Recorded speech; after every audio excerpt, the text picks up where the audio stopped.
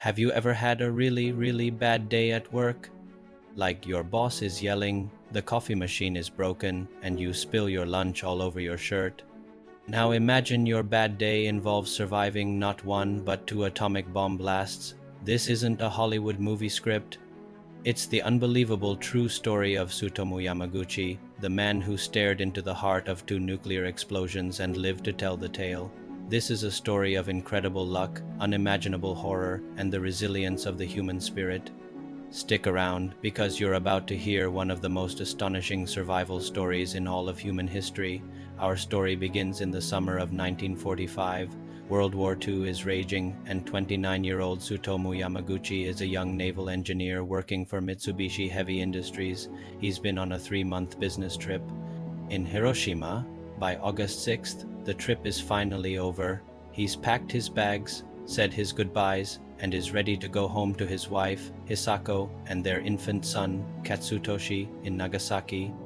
He and his two colleagues, Akira Iwanaga and Kuniyoshi Sato, head to the train station, but Yamaguchi realizes he's forgotten his hanko, his personal travel stamp. In Japan, these are essential for official documents, so he has to go back to his lodgings to get it. A small, frustrating delay on what should have been a simple journey. Home. It's 8:15 in the morning. Yamaguchi is walking through a potato field about 3 kilometers, or just under 2 miles, from the city center. He's rushing, annoyed about the forgotten stamp, when he hears the drone of an aircraft engine overhead. He looks up and sees an American B-29 bomber, the Enola Gay.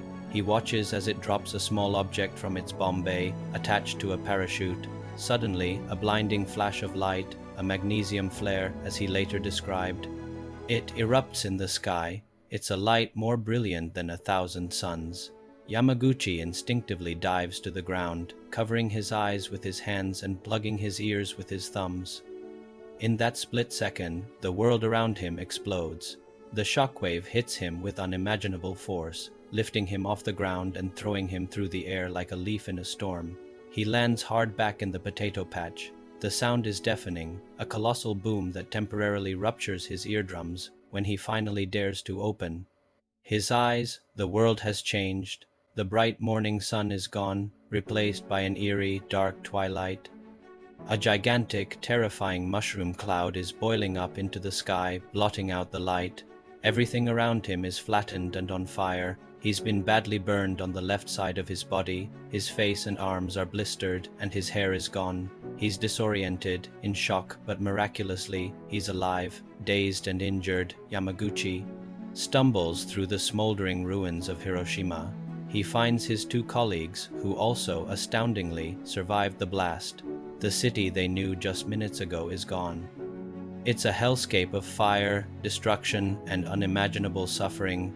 They spend a terrifying night in an air raid shelter, surrounded by the dead and dying, listening to the cries of the injured and the crackle of endless fires.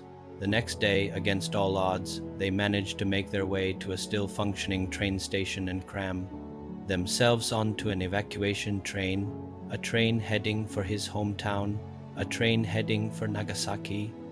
On August 8th, Yamaguchi arrives back in Nagasaki. He's a ghost of his former self, wrapped in bandages, feverish and deeply traumatized. He makes his way to a local hospital for treatment, but the doctor, an old school friend, can barely recognize him. His family is shocked by his appearance, but overjoyed that he's alive. His burns are so severe that his own mother mistakes him for a walking corpse. He tries to rest, but the images of Hiroshima haunt him. He's home, he's safe, or so he thinks. The next day, August 9th, despite his severe injuries, Yamaguchi reports for duty at the Mitsubishi office in Nagasaki. He feels it's his responsibility to report what happened. He walks into his director's office at 11 in the morning, bandaged from head to toe. His boss is skeptical, questioning how a single bomb could possibly destroy an entire city. Yamaguchi starts to recount the horror, the blinding flash, the shockwave, the mushroom cloud. He describes the utter devastation. His director dismisses it as impossible. "You're an engineer," the director says. "Calculate it. How could one bomb do that?" And just as Yamaguchi says the words mushroom cloud, the world turns white again. At exactly 11:02 a.m., An impossibly bright flash fills the room. The second atomic bomb, Fat Man, has just detonated over Nagasaki. Once again, Yamaguchi is about 3 kilometers from ground zero. The force of the blast trips through the office, blowing out the windows. This time, Yamaguchi is thrown to the floor, but he's miraculously unhurt by the initial explosion. His bandages from the Hiroshima bomb are blown off, but his existing wounds aren't made much worse. His luck, if you can even call it that, is simply unbelievable. He has now survived 2 nuclear attacks in the span of just 72 hours. He rushes out of the wrecked office building to find his wife and son. He fears the absolute worst. He navigates through another city turned to rubble, another scene of apocalyptic destruction. But in a second stroke of unbelievable fortune, he finds that his house, while damaged, is still standing. His wife and son had been out shopping for burn ointment for him when the bomb hit.